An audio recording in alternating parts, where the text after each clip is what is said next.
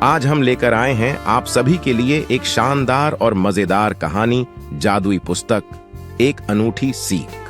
बहुत समय पहले की बात है। एक गांव में एक छोटा सा बच्चा था जिसका नाम दीपक था।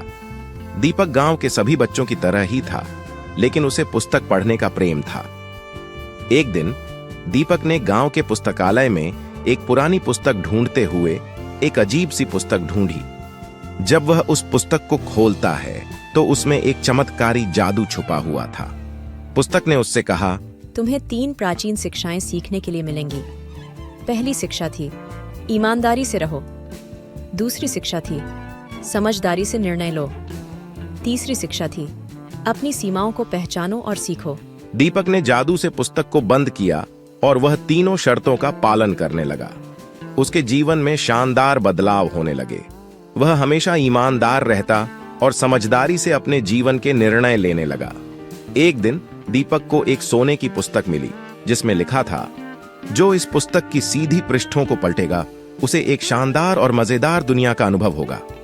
दीपक ने पुस्तक को पलटा और एक नई खूबसूरत दुनिया में पहुंच गया। वहां उसने चमत्कारी जादू, रहस्यमय वन और सोने के इलाके देखे।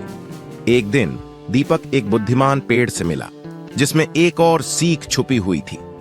पेड़ ने दीपक से कहा, तुम्हें इस विशेष बीज को लेकर गांव के सभी बच्चों को इसे अपने अपने खेतों में बोने के लिए बोलो।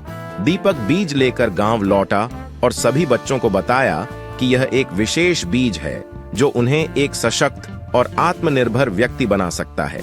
बच्चों ने उस बीज को देखा और उसके साथ दिन रात मेहनत की। वक्त बीतता गया और एक दिन गांव ने एक नया रूप धारण किया। सभी बच्चे बड़े और सशक्त हो गए थे।